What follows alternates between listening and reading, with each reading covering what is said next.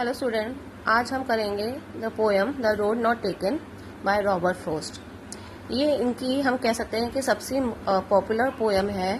Poet जो है हमारे रॉबर्ट फ्रॉस्ट की, जो जितनी भी उन्होंने पोएम्स लिखी है उसमें सबसे पॉपुलर पोएम है। इसमें उन्होंने ये बताया है कि हमारी लाइफ में जो हम डिसीज़न लेते हैं, तो वो डिसीज़न जो हमारे चॉइसेस हम लेते हैं, उस चॉइसेस को लेने के लिए हम कितना स्ट्रगल करते हैं, कितना सोचते हैं कि जो हम डिसीज़न ले रहे हैं वो सही ले रहे हैं या गलत ले रहे हैं, और उसका आगे जाके फ्यूचर में क्या इफ़ेक्ट रहेगा, वो हमको हेल्पफुल रहेगा या नहीं रहेगा। वो ही हमने इस पोएम में उन्होंने बहुत ही ब्यूटीफुल तरीके से हमको समझाया है। तो फर्स्ट स्टैंजा में द पोएट कहते हैं कि वो एक ऐसे फॉरेस्ट में खड़े हुए हैं जहाँ पर क्या है, दो रास्ते हैं, दो पाथ है। ओके, दो रास्ते दिखाई दे रहे हैं उन्हें, और वो उधर खड़े हुए हैं। और वो क्या कर रहे हैं, उधर खड़े होके चॉइस कर रहे हैं कि उनको कौन सा रास्ता लेना चाहिए।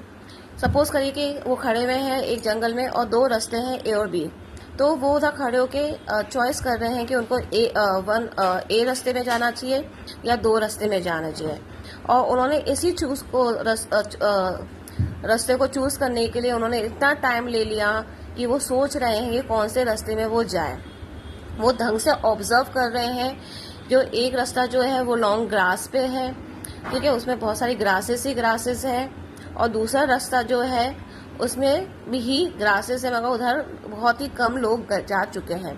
तो इन द फर्स्ट स्टैंजा में पोएट हमको ये बताना चाह रहे हैं कि हम अपनी लाइफ में जब डिसीजन लेते हैं तो हमारी लाइफ में हमारे पास बहुत सारे ऑल्टरनेटिव चॉइसेस होते हैं कि हमें क्या करना चाहिए। सपोज करिए कि आपने 10th का एग्जाम लिया है, आपको 11th में जाना है, तो आपके पास बहुत सारी चॉइस होती है कि आप कौन सी स्ट्रीम लेंगे। साइंस लेनी है आपको, कॉमर्स लेना है, आर्ट्स लेना है, मगर आप वो ही चूज करते हैं जो आपका फेवरेट सब्जेक्ट है, और आप वो ही चूज करते हैं कि जो आपको आगे चल के फ्यूचर में उस सब्जेक्ट से बेनिफिट हो।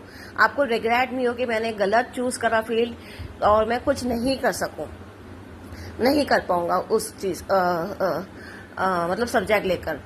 तो कहने का मतलब ये है कि हमें जब हम तो हमारे पास इतने सारे ऑल्टरनेटिव होते हैं, चॉइसेस होते हैं, तो उनको चूज करने के लिए हमें बहुत सोचना पड़ता है कि what is the correct decision that we are taking, so that we in the future we don't regret कि ऑन आवर चॉइसेस कि हमने ये डिसीजन है हमने गलत लिया है। In the second stanza poet जो है वो हमको ये बोल रहे हैं, then took the other as just as fair and having perhaps better claim, because it was grassy and wanted wear, though as for that the passing there had warned them really about the same। अब जैसे हमने देखा कि in the first paragraph उन्होंने हमको पहले बताया कि दो रास्ते हैं जिसमें वो खड़े हुए हैं और वो चूज करें कि कौन से रास्ते से वो फॉरेस्ट को क्रॉस करें, हो ना। तो उन्होंने फिर सोचते सोचते उन्होंने एक चूज कर लिया जो रास्ते पे उनको जाना है, ठीक है। उन्होंने एक रास्ता चूज कर लिया। क्यों चूज करा उन्होंने वो रास्ता? क्योंकि वो रास्ता जो था बहुत ही ग्रासी था, बहुत ग्रास है, कम लोगों ने उस रास्ते को चूज करा है। ओके, बहुत कम लोग उस रास्ते से ट्रैवल कर रहे हैं, तो इस वजह से उन्होंने वो रास्ता चूज करा। बट जब वो आगे बढ़ते हैं उस पाथ पे, तो वो ये देखते हैं कि नहीं, दोनों रास्ते जो है वो सेम है। ओके, बोथ द पाथ जो है, दोनों रास्ते जो है वो सेम है, और है ना, दोनों रास्ते में ग्रास है, ठीक है, दोनों रास्तों में ग्रास थी, ठीक, ओके। मगर उन्होंने जब बहुत ऑब्जर्व करा तो उनको लगा कि दोनों रास्ते में ग्रास है और दोनों रास्ते ही सेम है। कहने का मतलब ये है कि जब हम डिसीजन लेते हैं, ठीक है, हम जब डिसीजन लेते हैं तो हमारे पास हमारे पास बहुत सारी चॉइसेस होती है ना। तो हम सोचते हैं कि नहीं, ये वाला रास्ता लेना, हमको डिसीजन, हमको इस डिसीजन में हमको ये चॉइस लेनी चाहिए, नहीं हमको वो चॉइस लेनी चाहिए, और हम उस चॉइस पे निकल पड़ते हैं। इस स्टैंजा में पूरे हमको ये बता रहे हैं, आप कोई सी भी चॉइस ले, आप कोई सा भी डिसीजन ले, मगर उस डिसीजन में आपको स्ट्रगल्स, चैलेंजेस, एडवांटेज जरूर मिलेंगे। आप बिना किसी भी चैलेंजेस, एडवांटेज के आप आगे नहीं बढ़ सकते हैं। सपोज करिए आपने 10th लिया, आप 12th में आपने 10th पास करा, आपके अच्छे मार्क्स आए, आपने साइंस ली, ठीक है। साइंस लेने में भी आपको वही स्ट्रगल करनी पड़ेगी जो बच्चा एक कॉमर्स सब्जेक्ट लेने में कर रहा है या एक बच्चा जो आर्ट्स लेने में कर रहा है। हमें लगता है कि उनके वो फील्ड जो है, उनका वो सब्जेक्ट जो है वो ईजी है, but not so.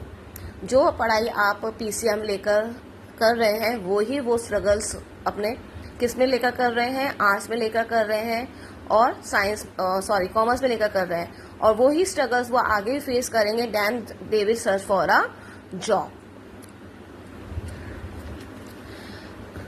Third stanza, and both that morning equally lay in leaves now stabbed that totten black. Oh, I kept the first for another day, yet knowing how way less on to way. I doubt if I should ever come back. Poet in the third stanza में poet हमें ये बोलते हैं कि अब in the morning जब वो उठ के जा रहे होते हैं, देख रहे पाथ को, रास्ते को, तो दोनों रास्ते जो है उनको सिमिलर दिखाई देते हैं। ग्रास फ्रेश है, किसी ने भी उस ग्रास पे वॉक नहीं करी है, किसी ने भी उस लीव्स पे स्टेप नहीं करा है। It was looking all freshen. Then he decided कि वो क्या करेगा, ही विल वॉक। फिर उन्होंने डिसाइड करा कि आज वो क्या करेगा, एक रास्ते पे जाएगा और दूसरे रास्ते पे वो नेक्स्ट डे जाएंगे पाथ पर। दो रास्ते बोले थे, तो उन्होंने डिसाइड करा कि एक रास्ते पे आज मैं जाता हूँ आज मॉर्निंग में, और दूसरे रास्ते पे मैं कल जाऊंगा। क्या ऐसा हो सकता है कि आप दो चॉइस करें कि आज मैं डॉक्टर भी बन जाऊं, मैं इंजीनियर बन जाऊं? ऐसा हो सकता है क्या? या आपने ये डिसाइड करा कि मैं साइंस भी ले लूं और मैं आर्ट्स भी ले लूं? ऐसी चॉइसेस हम कर सकते हैं क्या?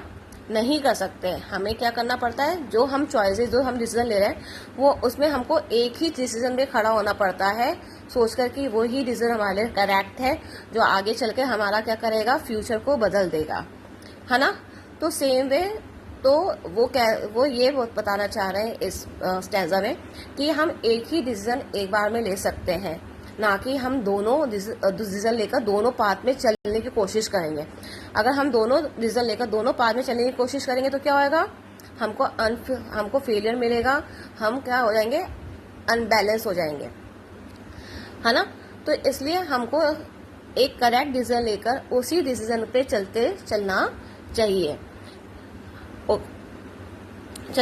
चाहिए, क्योंकि हमें मालूम है कि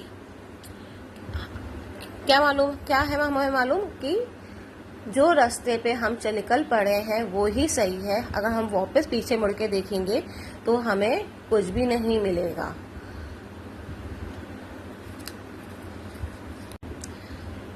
मतलब कि अगर हमने एक डिसीजन ले लिया है तो हम उस पीछे मुड़ के नहीं दे सकते, हम दूसरे डिसीजन पर नहीं जा सकते। ये वो क्या होता है, एक डाउटफुल सिचुएशन होती है।